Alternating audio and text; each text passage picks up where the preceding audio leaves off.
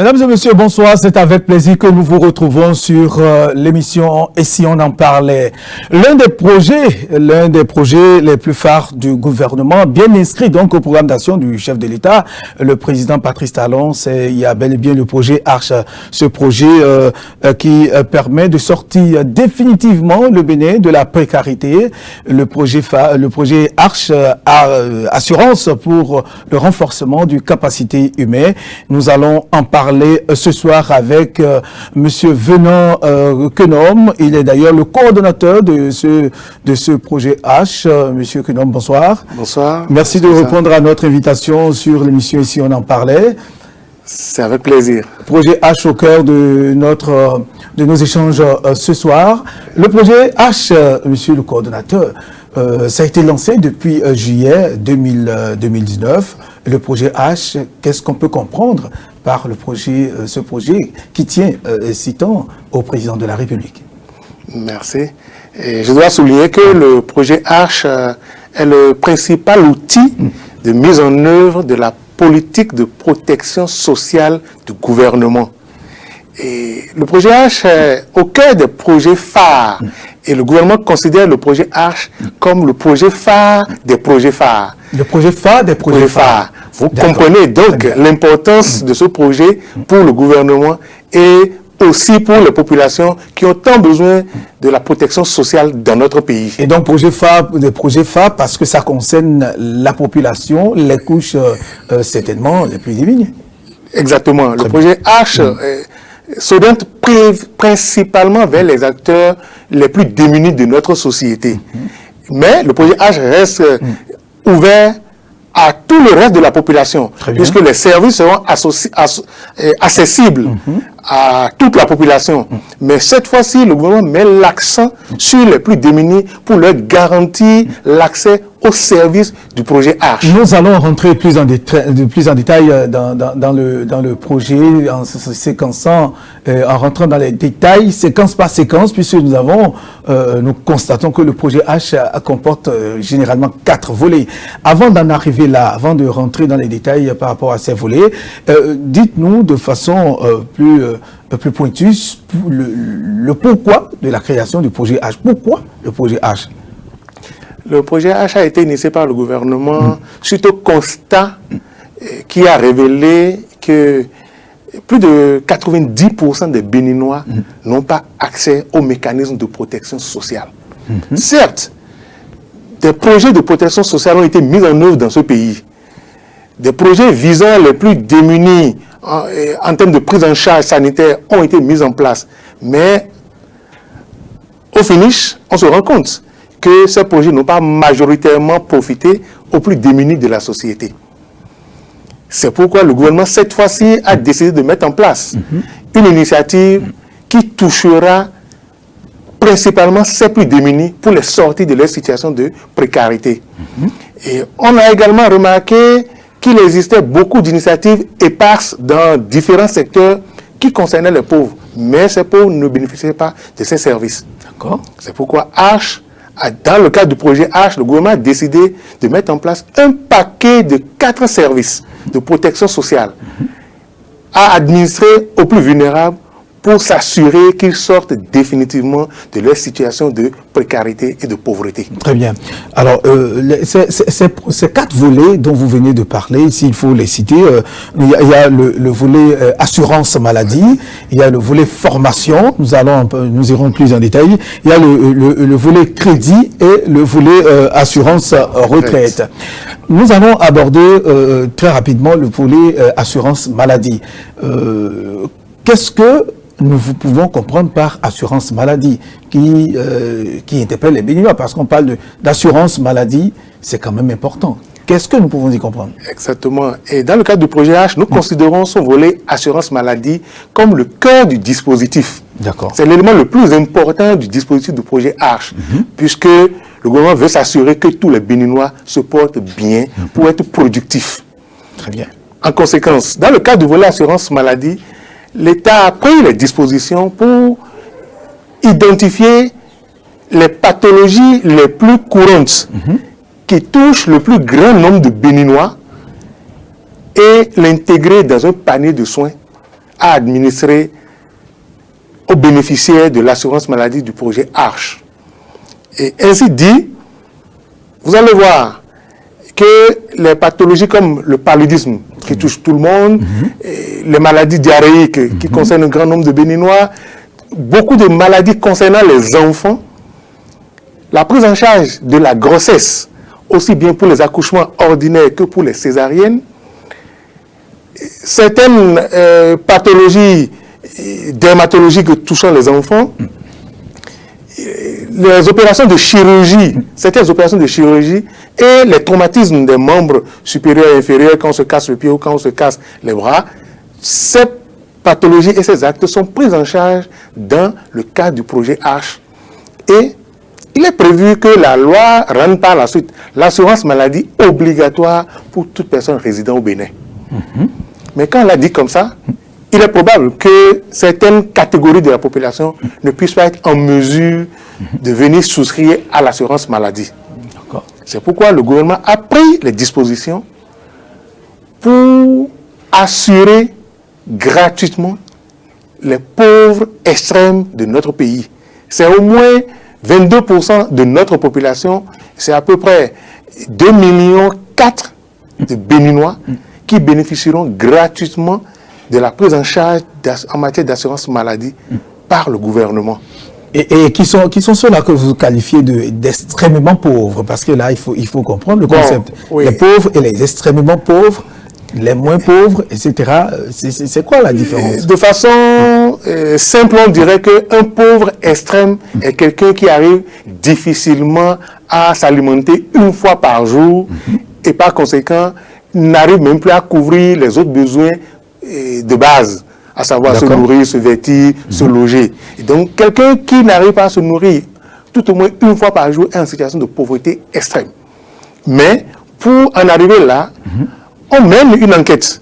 Il y a une première phase où c'est la communauté qui nous aide à identifier ces personnes.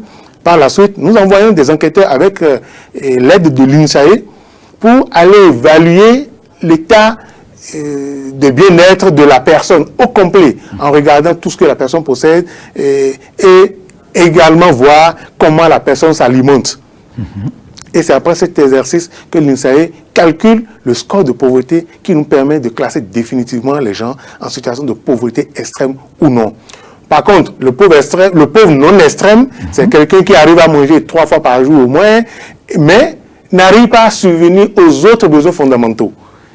Il arrive difficilement à s'habiller, il n'a pas un bon toit, il n'a pas les autres éléments de base pour pouvoir bien vivre. Donc, nous faisons la distinction entre les pauvres extrêmes et les pauvres non extrêmes. Très bien. En ce qui concerne les pauvres extrêmes, donc, pour l'assurance maladie, l'État prend en charge intégralement leur assurance maladie. Et nous avons démarré cette expérience, et nous allons peut-être en parler plus tard en détail. Nous allons démarrer cette expérience où nous avons déjà sur le territoire national identifié tous les ménages en situation de pauvreté extrême.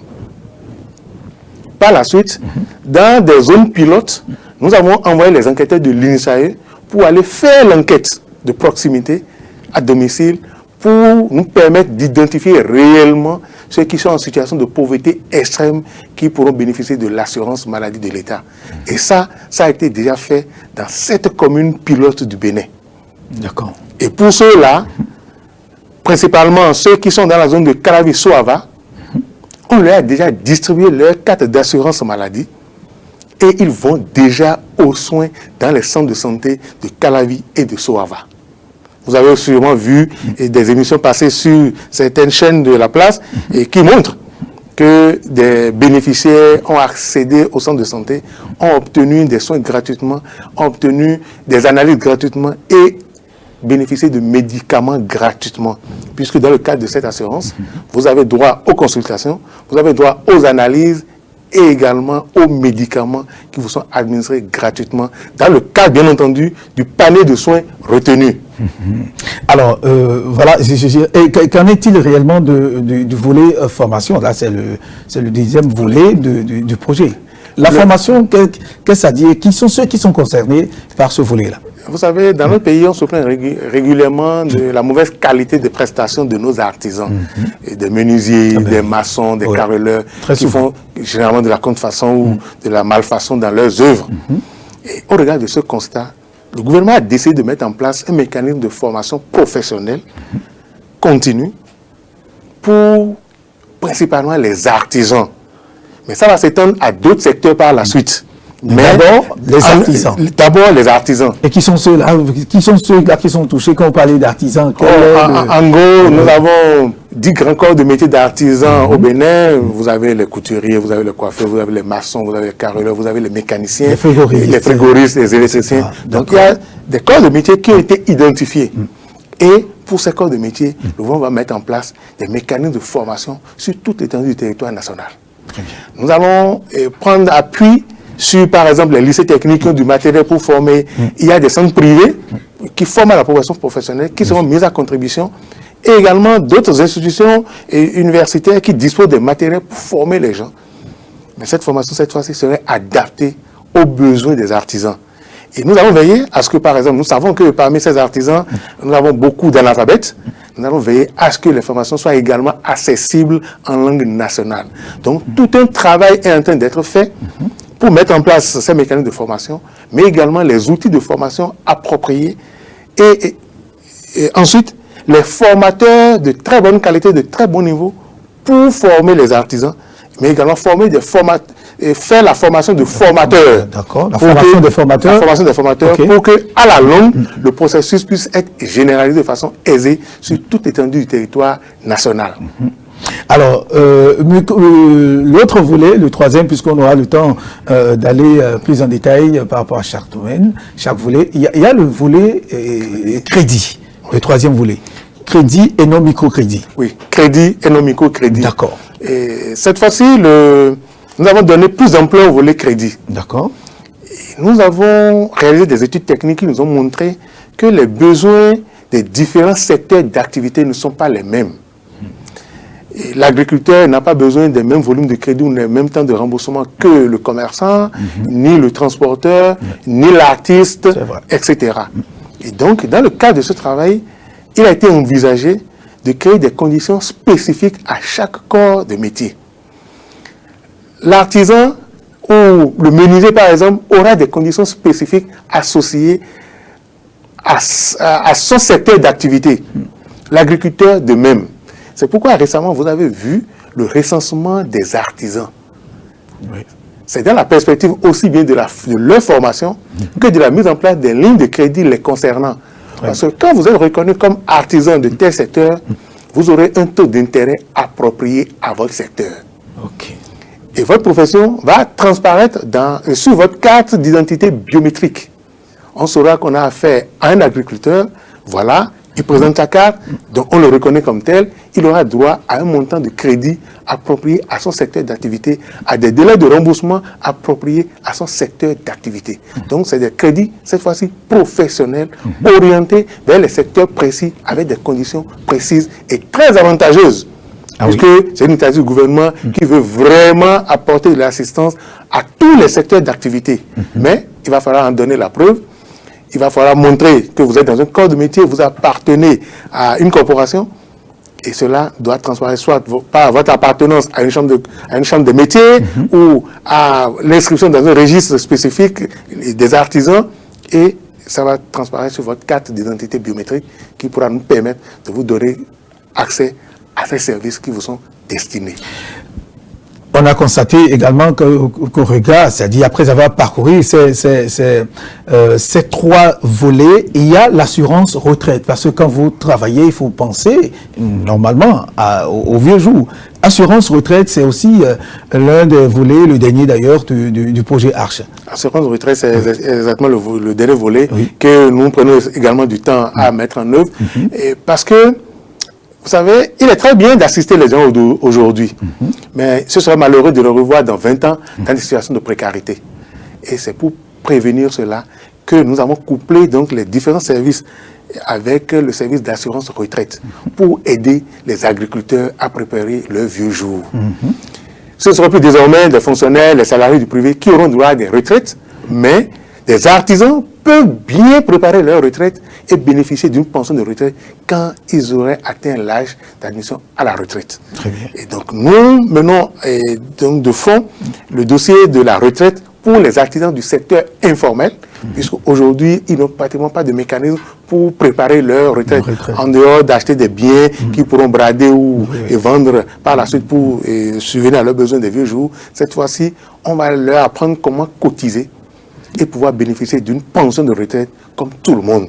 Donc, un commerçant peut, en fonction de ses revenus, souscrire à une pension de retraite, cotiser, et quand ce commerçant va atteindre l'âge d'admission à la retraite, va prendre sa retraite et pouvoir désormais bénéficier d'une pension de retraite et vivre décemment. Donc, quand ce commerçant, ce transporteur, cet agriculteur aura l'âge de la retraite, elle pourra être accompagnée par des ressources pour subvenir à ses besoins. Nous n'allons plus les retrouver en situation de pauvreté ou de précarité. Alors, c'est un vaste programme, un très grand programme avec plusieurs milliards qui ont été débloqués ou sont prévus pour la réalisation à terme de ce projet. Assurance maladie, formation, crédit, assurance. Quel bilan peut-on faire aujourd'hui de ces 4 volets-là? Qu'est-ce qui a été fait et combien de personnes ont été impactées? Nous partons d'abord de l'assurance du premier volet, assurance maladie. Exactement. Nous avons démarré la phase pilote de l'assurance maladie qui a été lancée officiellement le 29 juillet dernier. Et dès le 4 août, 20 000 cartes ont été distribuées aux populations de Calavi et de Soava. 20 000 cartes 20 000 cartes. D'accord. Cartes d'identité biométriques ont été distribuées aux populations bénéficiaires déjà ciblées, enrôlées dans notre base, ont bénéficié de ces cartes dans la zone de Calavi et de Soava. Il n'y a pas de limite d'âge en tout cas pour Non. D'accord. Toute personne identifiée et catégorisée comme pauvre extrême a obtenu systématiquement la carte dans la zone de Calavi et de Soava. Dès le 15 août, les premiers se sont déjà présentés dans les centres de santé avec leur carte pour bénéficier des soins de santé. À la date d'aujourd'hui, je peux vous dire que nous avons dépassé 1200 cas de consultation de bénéficiaires d'assurance maladie de Arche. Et la dette financière monte déjà à près de 2 millions, dont une partie déjà payée au centre de santé, et le reste viendra les jours à venir sous forme de facture qu'on nous adresse pour être payé. Et cela se fait dans un délai de 1 mois maximum. Dès que les centres de santé nous adressent les factures des bénéficiaires des soins dans le cadre du projet Arche, nous déclenchons un processus qui, au bout d'1 mois, permet d'honorer les factures, puisque les ressources ont été mises à disposition dans le cadre de la phase pilote par le gouvernement. Nous nous activons à déployer l'assurance maladie dans les zones de Dassa et de Glazoué, de Djougou, Waké et Kopago très incessamment. Les cartes biométriques ont été commandées pour tous les bénéficiaires de ces zones. Les cartes seront livrées d'ici dans quelques jours, parce que l'opérateur nous a déjà saisi que les cartes sont prêtes, seront acheminées à Cotonou. Et dès que nous recevons les cartes, le lendemain, nous déployons le dispositif sur le terrain pour aller distribuer de ménage en ménage les cartes aux bénéficiaires. Et donc, dans quelques jours, vous allez voir également les reportages qui montreront que les bénéficiaires de Arche dans les zones de Dassa, Glazoué, Djougou, Waké et Kopargo vont commencer par bénéficier des services d'assurance maladie de Arche. Alors, ils peuvent, ces populations, ceux de Dassa, de Kopago, de Djougou, etc., peuvent déjà se réjouir de ce que le projet H va bientôt les atteindre. Alors, pourquoi avoir choisi Soava tout de suite? Pourquoi avoir choisi Soava, la commune de Soava? Nous avions élaboré un certain nombre de critères techniques qui ont permis d'identifier les zones pilotes. On a décidé de prendre une zone, on a travaillé en termes de zone sanitaire au regard du projet et du volet assurance maladie. On a choisi des zones sanitaires. On a voulu choisir une zone sanitaire au sud, une au centre et une au nord. Et ensuite, on a dit, pour choisir les zones, il faut regarder le niveau de pauvreté dans les zones pour avoir le plus grand nombre de pauvres possible à prendre en charge. Donc, nous avons identifié les zones les plus pauvres dans les centres dans les zones sanitaires, et le choix donc est porté sur Calavi et Soava. Et ces zones également avaient l'avantage de disposer d'un plateau technique de niveau suffisamment élevé pour que la mise aux normes soit aisée. Il faut juste envoyer quelques appareils pour rendre conforme le plateau technique de ces zones-là, puisque certains partenaires avaient travaillé avec ces zones et avaient mis le plateau technique à un certain niveau de normes techniques permettant de déployer une assurance maladie. Donc, ce qui a permis donc de choisir ces zones de Clavi-Souava, Dassa-Glazoué, Djougouaké, Kopargo. Et aujourd'hui, environ 1000 et quelques personnes, citoyens béninois, ont été impactés. Impactés, soignés et ont bénéficié de médicaments gratuitement. Par contre, 20 000 Béninois disposent de leur carte. Et en cas de maladie, sont libres de se rendre dans un centre de santé pour se faire soigner. 20 000, rien que dans Calavi et de Souava. Quand nous allons distribuer les cartes très prochainement dans la zone de Dassa-Glazoué, Djougouaké, Kopargo, on serait à 105 000 personnes qui auraient leur carte pour la phase pilote de l'assurance maladie. Donc sur toute l'étendue du territoire national. Et donc pour l'assurance maladie, nous sommes toujours dans la phase pilote. Dans la phase pilote. Et qui va durer combien de temps, jusqu'à quand? On a prévu dérouler la phase pilote sur 6 à 9 mois. Après 6 mois, nous allons commencer par faire les évaluations pour voir ce qu'il faut corriger. Et dès que ce serait fait, au bout de 9 mois, on va rendre compte au gouvernement de comment la phase s'est déroulée et le gouvernement va nous autoriser à généraliser le processus au niveau national. Et comme ça, toutes les communes pourront être impactées par l'assurance maladie. Alors, assurance maladie, sont-ils concernés aussi par la formation ou le crédit? Oui, la formation est disponible pour tous ceux qui ont des besoins de formation. Mais avez-vous déjà démarré à ce niveau? Non, le volet formation n'a pas démarré. Nous avons fini les travaux techniques et nous avons un expert à notre disposition qui travaille avec nous sur ce volet. Et nous préparons activement le démarrage de la phase pilote du volet formation. D'accord. Le volet crédit, monsieur le coordonnateur, et où en êtes-vous aujourd'hui? Combien de Béninois sont impactés? Dans le cadre du projet Arche, nous avons voulu donc faire du crédit par la finance digitale, c'est-à-dire faire le crédit, les transferts mobiles, comme ça se fait aujourd'hui avec les opérateurs téléphoniques GSM. Donc c'est ce type de crédit qui permet de s'assurer de qui reçoit le crédit effectivement. Par le passé, il y a eu des gens à qui on a donné des crédits qu'on n'a plus jamais retrouvés. Mais cette fois-ci, avec le crédit mobile, on s'assure de l'identité de celui qui est au bout, qui reçoit le crédit. Et cette expérience est confiée au Fonds national de microfinance, qui a testé le mécanisme en décembre de l'année dernière, qui a fait les conclusions. On a eu donc les résultats de la phase pilote et le gouvernement a autorisé la généralisation. La phase pilote a concerné à peu près 150 000 personnes. Et la généralisation va permettre de l'étendre à plus de 400 000 personnes dans quelques mois. Et donc, ce processus est en cours. Le gouvernement, vous avez entendu le chef de l'État, autoriser le décaissement de 10 milliards pour faire le crédit. Et donc, quand ce sera déployé avec la finance digitale, beaucoup d'acteurs seront impactés. Nous prévoyons impacter au minimum 400 000 artisans du secteur informel ou même du secteur formel qui souhaiteraient bénéficier de ces crédits. Et je vous avais prévenu, ces crédits seront à des taux spécifiques, qu'on appelle même des taux bonifiés, et ensuite à des conditions spécifiques au secteur d'activité.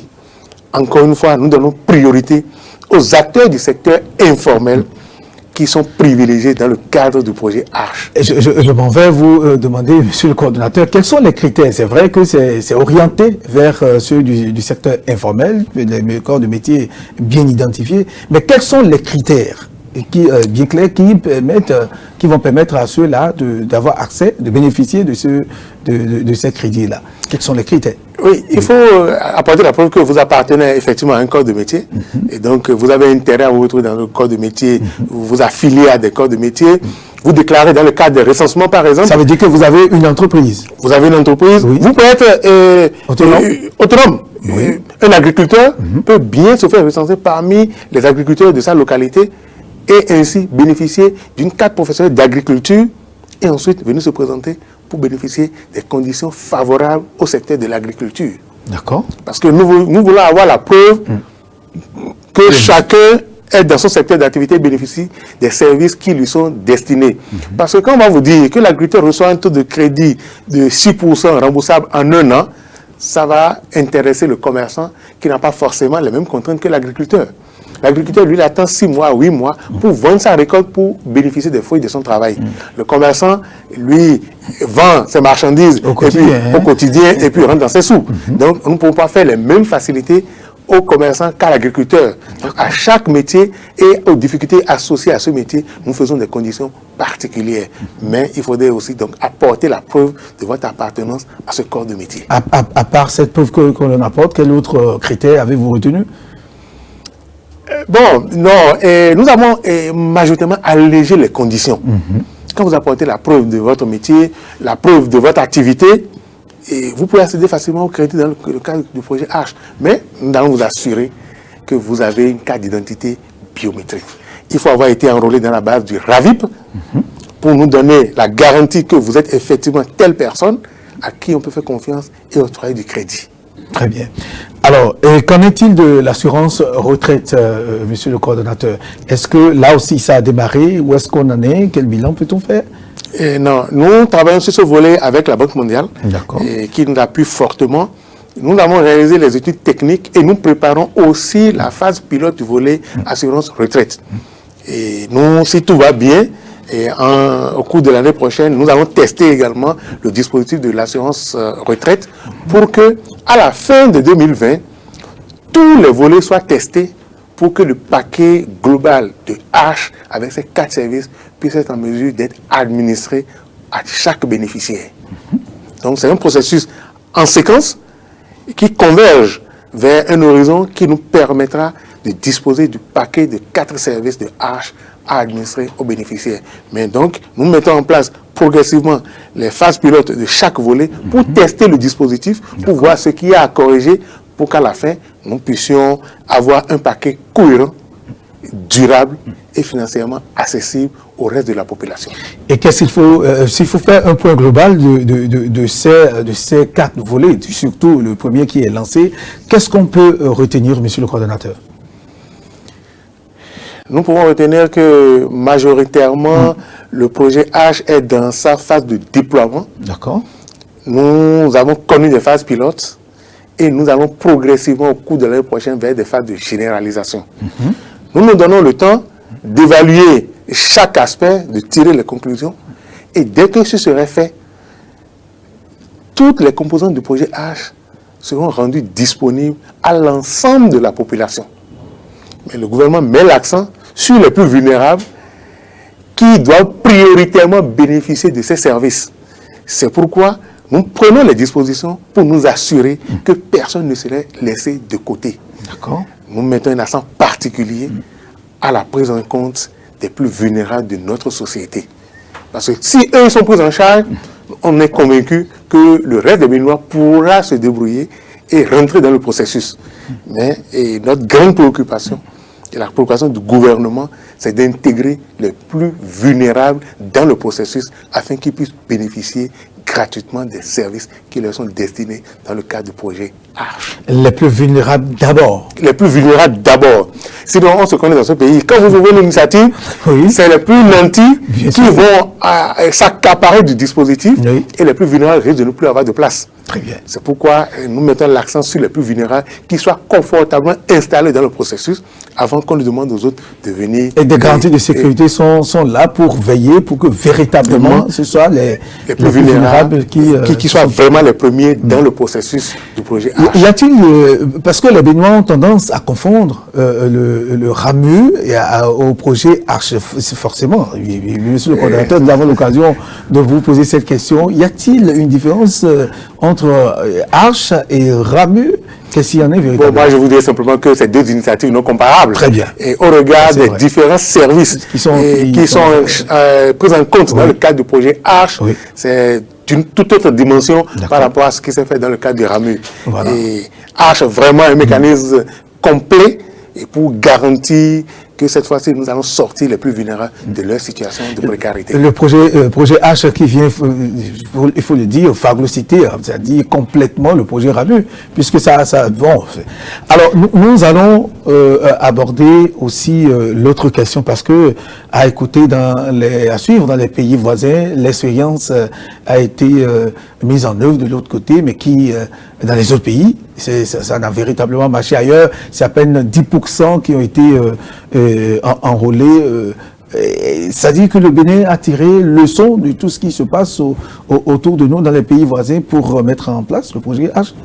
Oui, nous avons donc la chance de ceux qui commencent après les autres. Oui. Nous avons tiré leçon de ce qui s'est passé ailleurs. Nous avons, avec l'assistance de la Banque mondiale, organisé des missions dans les pays voisins qui ont démarré l'assurance maladie. Et nous avons tiré leçon de ces expériences. En conséquence, nous prenons les dispositions pour ne pas tomber dans les mêmes erreurs. Et le Bénin, en termes de mobilisation ou d'enrôlement de personnes, nous avons commencé très fort puisque on est assuré de mettre au moins 20% de la population béninoise déjà dans le dispositif. Avec les plus vulnérables, qu'on met dans le volet assurance maladie, nous sommes sûrs d'avoir 20% de la population. Et si nous avons les plus vulnérables dans le dispositif, vous convenez avec moi qu'on n'aura pas beaucoup de mal à faire venir ceux qui ont les moyens et qui peuvent se payer ces services-là. C'est ce qui était à craindre, c'est de laisser les autres rentrer et que les plus vulnérables ne puissent pas rentrer. Mais H prend en compte déjà plus de 20% de la population béninoise et par conséquent, nous allons monter en charge très rapidement pour couvrir une grande partie de la population béninoise. Surtout que la loi va rendre l'assurance maladie obligatoire. Ah oui. Et les Béninois auront... Ça a été longuement annoncé que ce serait obligatoire. Oui, l'assurance maladie sera obligatoire. Oui. Mais nous faisons une nuance. Les gens seront libres d'aller souscrire à une assurance maladie auprès des opérateurs privés d'assurance. Si vous estimez que le panier de base de H ne convient pas à vos besoins, vous pouvez bien aller chercher soit un panier complémentaire ou une assurance maladie chez les assureurs privés. Mais le plus important est que toute personne résidant au Bénin dispose d'une assurance maladie de façon obligatoire. Très bien. Monsieur Venant Kenom, coordonnateur du projet H, nous sommes pratiquement à la fin de cette émission. Vous avez certainement un message à lancer à l'endroit des Béninois, de nos téléspectateurs qui nous suivent sur l'ensemble du pays et sur le plan international, voir le travail qui a été fait par le gouvernement et ce que vous abattez, la mise en œuvre du programme d'action du gouvernement à travers ce projet H. Votre message à l'endroit des populations qui nous suivent. Merci beaucoup. Je vous remercie pour l'invitation et je dois dire aux populations que cette fois-ci, nous avons pris par le bon bout pour réduire la précarité et la pauvreté de la population béninoise. Et ce n'est plus des mots, nous sommes déjà dans les actes et les services sont disponibles. Je prierai ceux qui n'ont pas eu l'opportunité de s'inscrire dans le RAVIP, de saisir toutes les occasions pour s'inscrire dans le RAVIP, parce que ce serait le sésame pour accéder aux services du projet Arche. Les plus pauvres de notre pays ont eu la chance et le bonheur d'être parmi les premiers à bénéficier des services du projet Arche. Ils sont également les premiers à qui le gouvernement béninois a donné les cartes biométriques. Et donc, les plus pauvres de notre pays sont très privilégiés dans le cadre du projet Arche que le gouvernement est en train de déployer et sur toute l'étendue du territoire national. Je vous remercie. Merci à vous, Monsieur Venant Kenom. Je rappelle que vous êtes le coordonnateur du projet Arche, l'un des projets phares du gouvernement, très cher au président de la République. Et si on en parlait, donc, on en parlait de long en large, Arche, au cœur de notre émission. Et si on en parlait de ce soir, merci de nous avoir suivis. Nous allons suivre de très près l'évolution de ce projet et revenir d'ici quelques semaines, d'ici quelques mois, parler de la phase pilote de façon générale. Et là, les autres communes, à savoir Dassa, Djougou, Kopago et autres, seront déjà prises en compte. Merci de nous avoir suivis et puis très bonne soirée à vous tous. Au revoir.